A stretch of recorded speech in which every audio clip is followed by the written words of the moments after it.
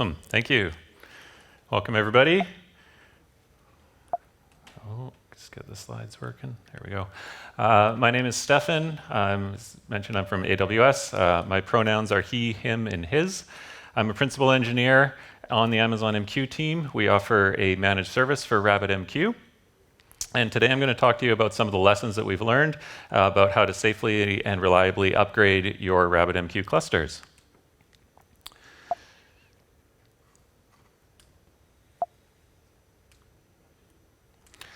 All right, so if you haven't already done so, if you can quickly just open the Whova app and answer some of the polls that were in here, we're just going to go over some of the results to learn about what your habits are right now with regards to upgrading versions of RabbitMQ.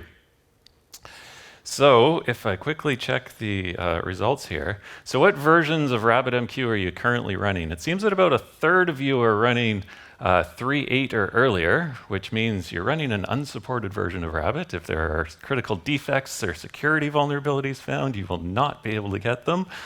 The next most, maybe 20% are running an older version of 3.9, so at least you're on a supported stream, but you're not running the latest.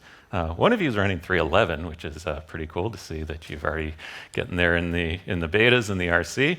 And then I see a total of 6, 7, so maybe a third running 3.10.7 or 3.9.22, which are the latest supported versions on those streams. So got some work to do there to get on the latest versions. If we think about how many times do you upgrade,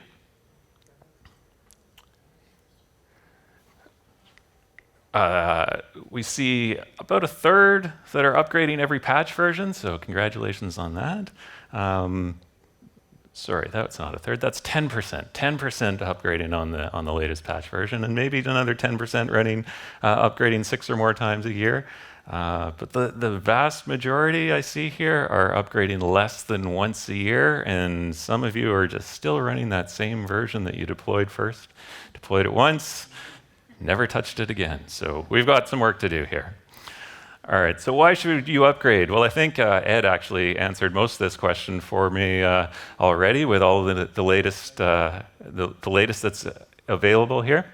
Yeah, this is how you get new versions. This is how you get streams, some enhancements that have come out. A few of my favorites that some colleagues of mine have contributed were the ability to delete a dynamic shovel running on any node. Or a really interesting one that one of my colleagues worked on was to throttle peaky or sync throughput on classic mirrored queues. So that was an ability to really help with memory management when classic mirrored queues are syncing. Performance improvements. I was reading through the release notes and saw one performance improvement that was removing a couple of queue metrics that were not used very often. And the result of removing that was a 10 to 20% increase in throughput. There's a lot of engineering effort that people could put into getting a 10 to 20% performance improvement, so that's pretty amazing to see that. Bug fixes, security improvements. This is how Rabbit addresses security vulnerabilities, so whenever there's a new vulnerability identified and fixed, it's released in a new patch version, and it's very important to keeping our brokers secure. And if really there's anything we've learned about continuous integration, continuous delivery, it's that by releasing software often in really small batches, we get really good at it, right? We get a lot of practice and we can work out the kinks. And we keep the risks small by not releasing large change sets at one time. We keep things small, and then we can get a lot more benefit. So I thought I'd take a little bit of an example here and step back in time about a year. So if you were running the latest version of Rabbit on September 1st of last year, which would have been 3.9.5, and you said you wanted to keep up with the latest version every time, so as every patch release was released, as every minor version was released, you would update, what would that look like? That actually is about 18 updates that you would have had to do over the year. And that doesn't even include the versions of 3.9 that were released after 3.10, or there were versions of 3.8 released in there. So it was actually a total of 37 versions of RabbitMQ that were released over the last calendar year. So that's a lot of releases, a lot of versions. What do you get in there?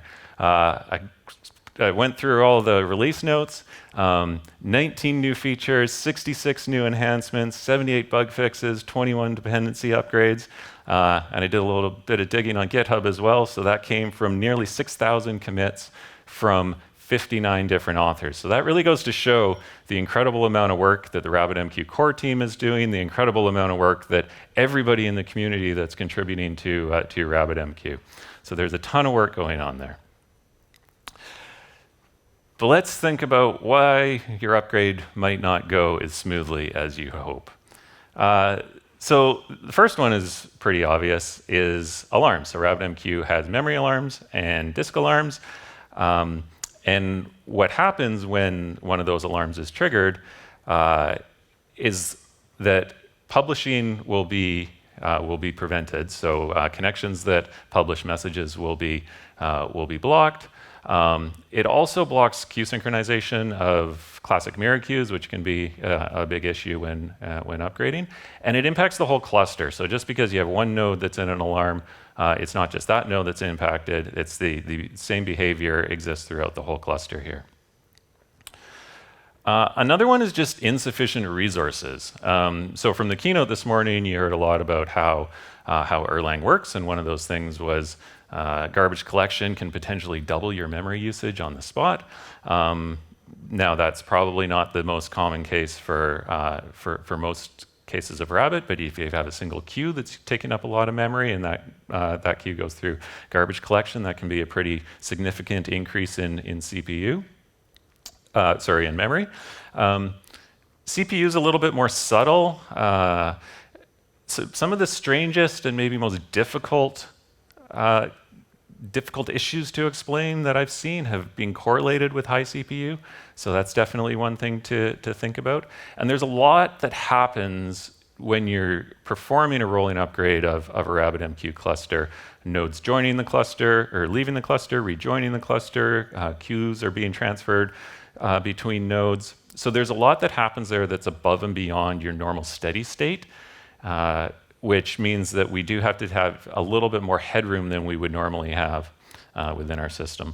There are back pressure mechanisms in RabbitMQ that can help with memory consumption from being overloaded too much, but there are edge cases that we've seen where they're not quite sufficient.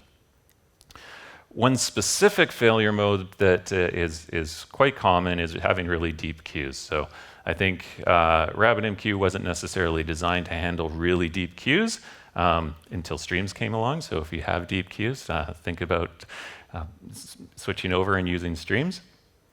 But when you're going through a rolling upgrade and the primary replica for a queue is transferred to another node and the synchronization has to happen again, that's a lot of messages that have to go through and have to be synchronized. So there's a bit of a theme here of some of the failure modes being just overconsumption of resources.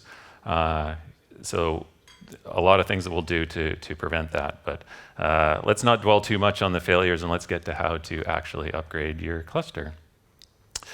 So we're going to take an example here of doing a rolling upgrade with a 3-node cluster. And it's quite simple, the process that we take. We stop the node, we upgrade to the new version, we start the node, it rejoins the cluster, and then we repeat that for each of the nodes one at a time. So we have an example here of a 3-node cluster running 3.9.22, and we want to upgrade it to the latest version of 3.10, which is 3.10.7.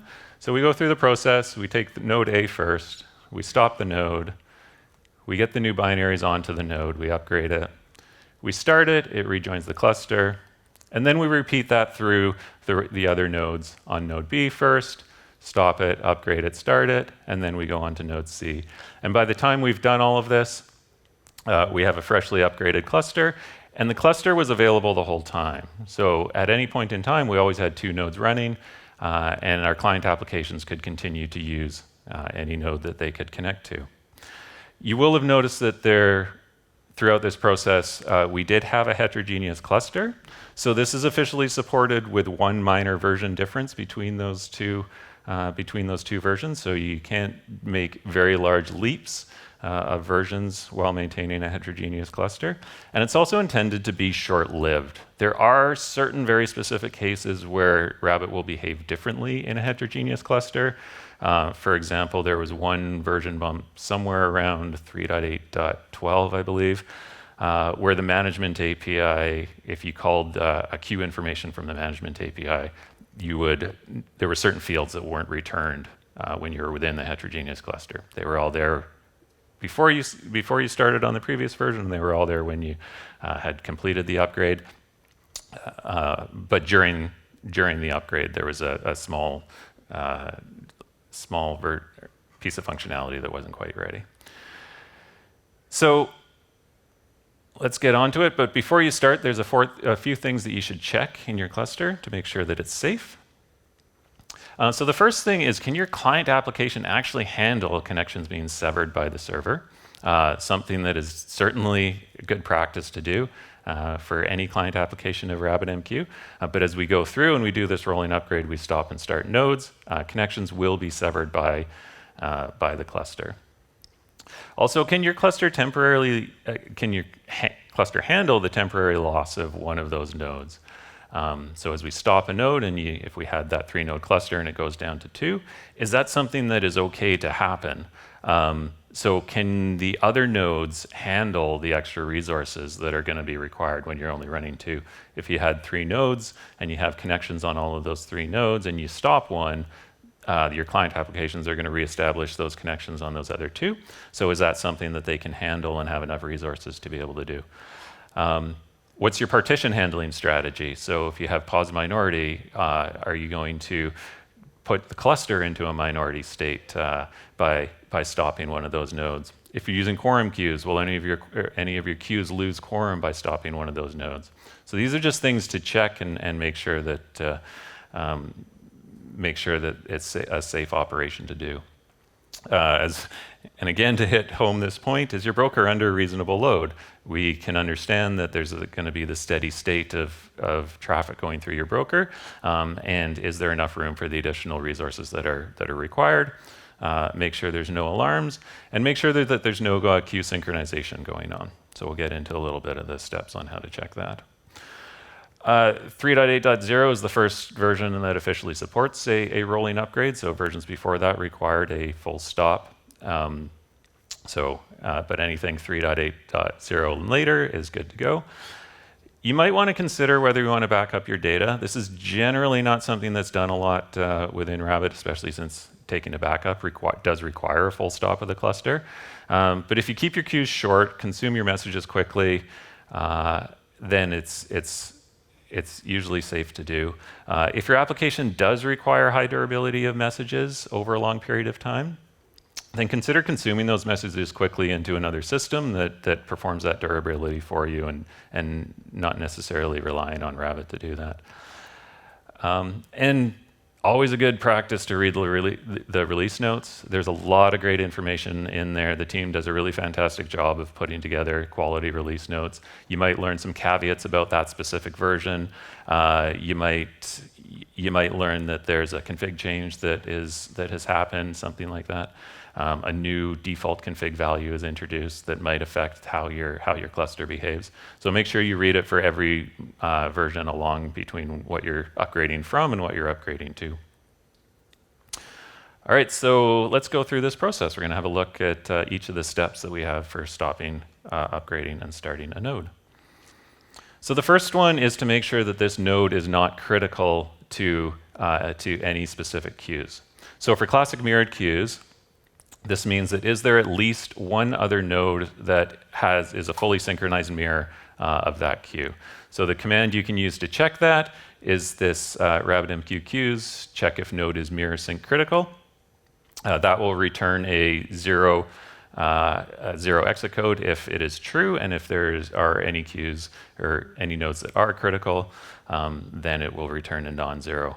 For quorum queues, you need to check that stopping this node will not result in loss of quorum for any queues, and so there's an equivalent command there that you can use to check. So again, it'll exit with 0 if it is safe to do so. Note that both of these commands are specific to vhosts. So if you have multiple vhosts, you'll need to run this multiple times, once for each vhost. Maintenance mode. This is probably one of my favorite features that has come out over the last little while and has made things a lot better for cluster upgrades. So maintenance mode is essentially takes that node and it gracefully puts it into a place where it is no longer serving client traffic and not participating in any queue leadership.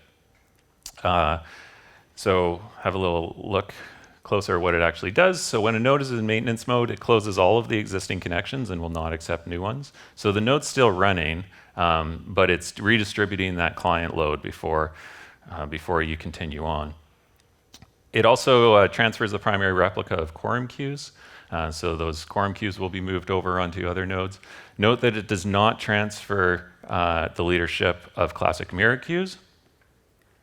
It did for a short period of time. I think there was a few minor versions there where it did that, but then there were some issues discovered where that was not entirely guaranteed to be safe, so that feature was removed. And then it prevents participation in raft elections and prevents the node from becoming the primary replica of any queues, so that counts for both quorum queues and classic mirrored queues. So basically, when a node is in maintenance mode, it's still connected to the cluster, it's not serving traffic, or handling any queue leadership, and it's now ready to be stopped. So maintenance mode was introduced in 3.8.8, so if you're using that version or later, it's all good to go. But it does have to be enabled through a feature flag, so you can enable the feature flag. Note that in 3.11, the feature flag will be forced on, so you won't need to turn that on. And so the actual command to put the node into maintenance mode is rabbit upgrade drain. There is an inverse command called RabbitMQ upgrade revive, which will bring it back to its full state. We won't actually need to use that, as we'll see later, because when you start a node, it comes up in the full regular mode anyway. All right, so our node is in maintenance mode, it's been drained. This is the simple part. We just need to now stop the application, so stop app and shutdown. This is the point where if you're using classic mirror queues, that those queues will be migrated over to one of the other nodes and have their leadership transferred over. Once it's done, you can get the binaries onto your server. So however you're deploying RabbitMQ, whether that's through Docker or Kubernetes, whether you're downloading binaries or using Chef or Puppet or whatever you're doing, this is the part to put the target version that you're upgrading to onto the node. Many of those methods of deploying will start RabbitMQ automatically, but if you're not using one of those methods, then this is the part to call start app. And again, when you start the application, it will start up in normal mode. You don't need to revive it from maintenance mode. But just because Rabbit has started doesn't mean it has finished starting. So there's a lot that happens when it starts up. It needs to rejoin the cluster. It needs to load all the plugins. And if you've looked at the logs, the startup logs, you can see all the activity that's going on there. So this await startup command is a blocking command that will exit with a 0 status code once Rabbit has fully started. So it's a good practice to wait until everything has done. It also comes with a timeout value. Good practice to use a timeout here. There was, in an early 3.8 version, I think there was a case where startup could hang indefinitely. And in that case, simply stopping the app and restarting was successful. And so having a timeout where you can decide when you want to retry that operation was a good practice to do. Now, this is a pretty important part, is we need to wait for the queues. So, depending on the quorum queues or classic mirror queues of when those syncs would happen, we need to make sure that they have finished. We looked on earlier about checking to see whether nodes were critical for any of these queues. Those checks might fail if we don't wait at this state for these operations to finish. So there's two checks that we do here. One is to check for any unresponsive queues. So again, there's a bit of a theme here with the tools. These operations will return with a 0 exit code if they are successful, and a non-zero exit code if they find any problems, and then you can go in and check the details. But the first one is to check for any unresponsive queues. Generally with an unresponsive queue, if you give it some time, it will come back. And then the second one there is to check that the queues are in the running state. So this is to make sure that there's not synchronization still going on, that they are up and running and they've completed all their operations. So you can list the queues, get all the states, and make sure that they are all in the running state. So once you've verified that Rabbit has started up and that the queues have finished synchronizing, it's a good idea to check the status of the cluster, make sure everything is as you expect, make sure all the nodes are running, that they can talk to each other, that there's no network partitions, any of those things that might lead to an undesirable state if it's not how you want. And then rebalancing queues. This is a bit of an optional one. So because we've stopped the node and removed all of the queue leadership responsibilities from that node, when it comes back up, it's not going to have any of those responsibilities. So depending on the topology of your cluster, that could result in a fairly unbalanced topology, and could mean that some nodes are handling a lot more traffic than others and consuming a lot more resources. So this really depends on your use case. If your queues are deep, then rebalancing queues does require queue synchronization to happen again. So if your queues are deep, this could be an operation that takes a long time. And you might want to wait until you have finished the entire cluster upgrade before you run this.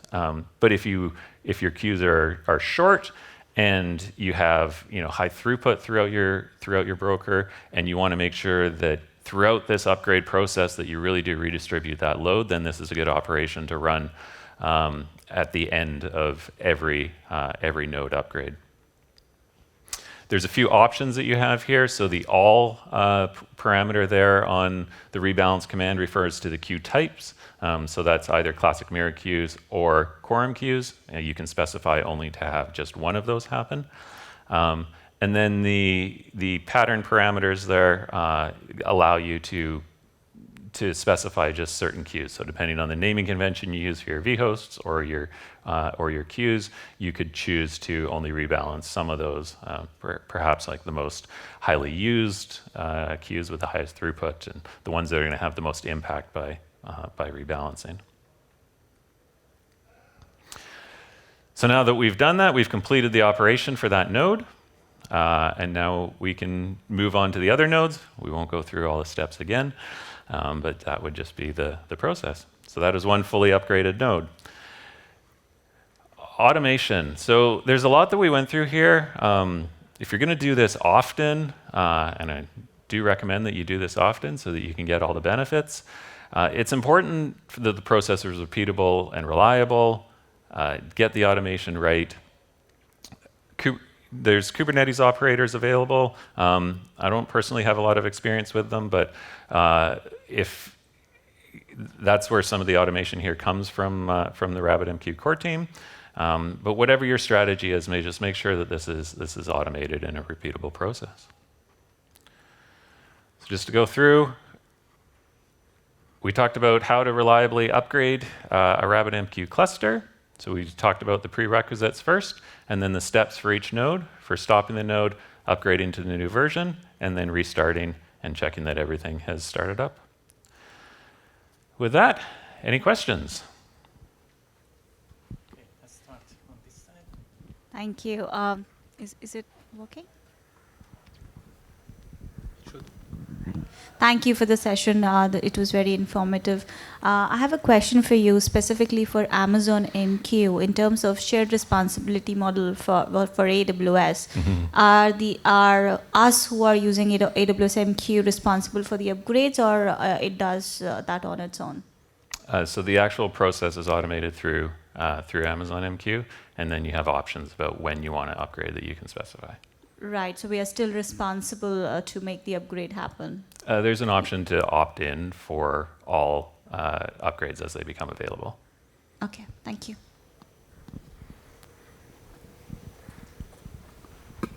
Cool.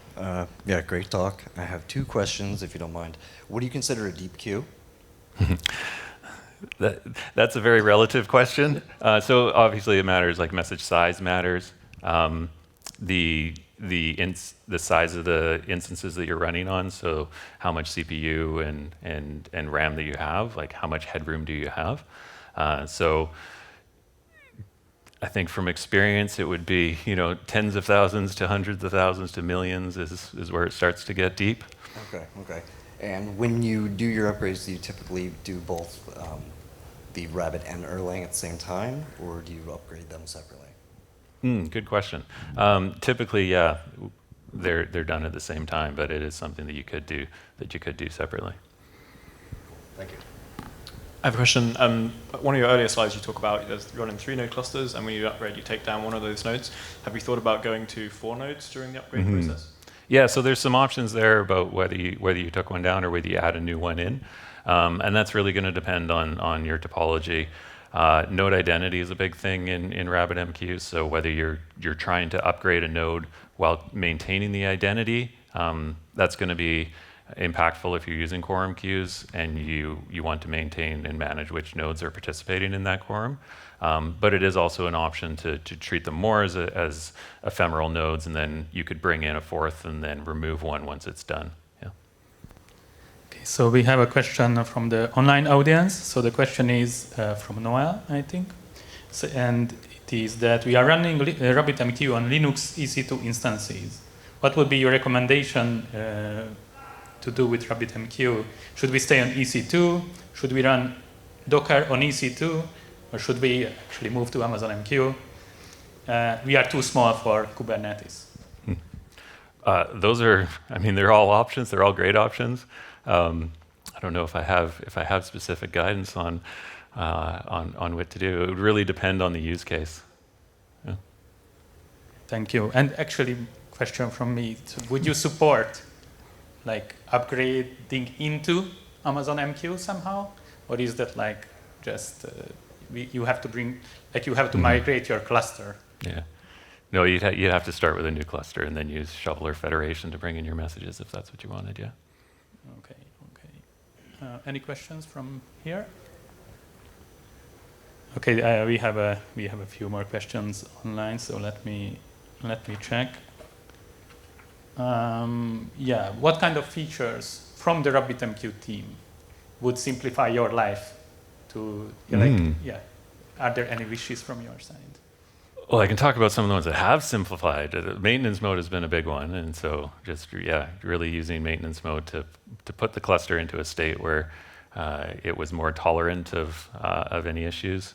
What features? I don't know. That's a good question that I haven't thought a lot about.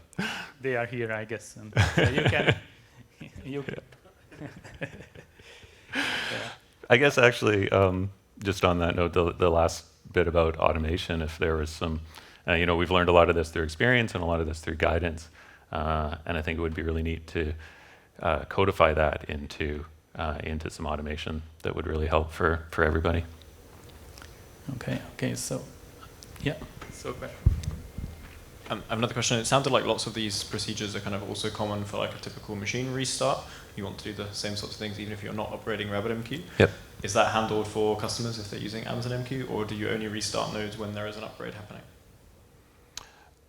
There is possibility of instances being removed. It is running on EC2. So if an EC2 instance is removed, we have to be tolerant of that. So all of this is in place for times when nodes are removed outside of that. But for the most part, maintenance is performed when customers want it to be. Another question from the online audience: how much time does it usually take to prepare and then perform this upgrade? Mm-hmm.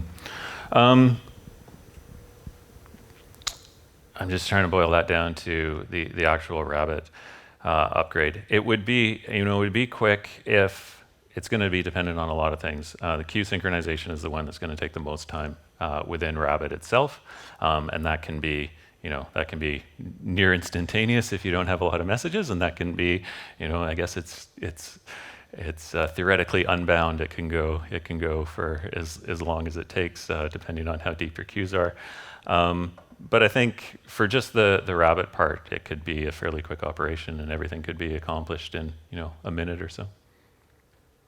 Okay, thank you. Questions here?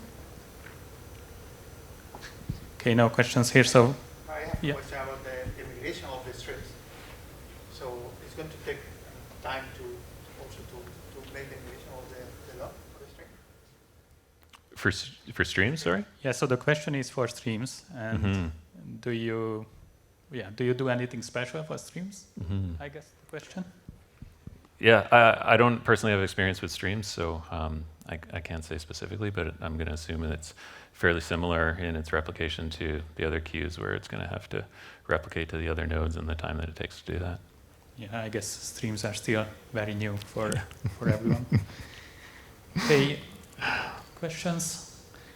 Then another question from the online. I have heard that AWS uses TLA to design workflows. Do you use TLA for any kind of RabbitMQ workflows? I think that's a question I have to answer offline. Okay. So then please go to the application. Yeah. Do you do any kind of special? This is another question from the online. Do you do any kind of special error handling if the auto update fails? Yeah. Is it possible to roll back? So a couple of things. So Rabbit doesn't officially support downgrades. So going from, say 3.10.7 to 3.10.5, it's not officially supported. But if you're in the middle of the process, then and you'd upgraded, say, one node, then replacing that node with the previous version would certainly be possible. Generally, the approach is if any of these checks fail, is to stop the process, address the issue, and then continue on.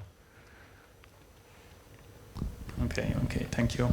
Still no questions here? Then I will just have another question from the online audience. Let me just check. Question is, RabbitMQ is running on Fargate? Is this possible, or have you seen people running RabbitMQ on Fargate? Yeah, I've definitely seen it. So Fargate's a serverless compute platform for Docker or Kubernetes. So I have seen it, and again, it would be one of those perfect cases where if you had your Kubernetes operators in a state where they could handle all of the containers stopping and restarting, and it would be a perfect case for it. Yeah. Thank you. Questions? Okay. So there is a question here that there are discarding messages in an old incarnation, messages in the logs. What can be done to prevent this situation? Sorry, can you repeat the question? I guess this is directly related to the updates. So there are discarding message in an old incarnation, messages in the logs when you were trying to take down the node. Mm-hmm. Sorry, I had just replied to that question. Okay. Fixed issue. Yeah. And Perfect. it's harmful. It's just that we log something. Yeah. I think probably that's specific to an upgrade procedure. But, yeah. Okay. I don't think we have any more questions online. Do we have any questions here? Yes, maybe we have something. Okay, there is a question in the chat.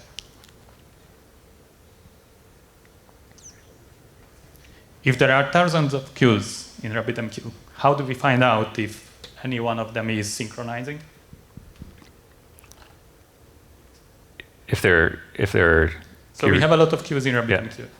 How do we see if they are in a synchronizing state after the upgrade?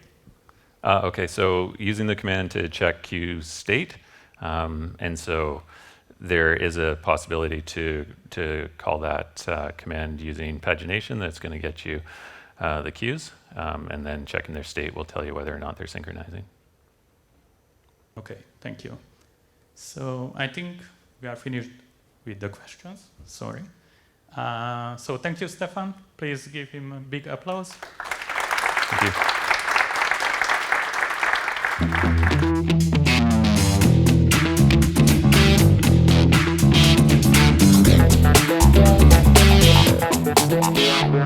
Thank you.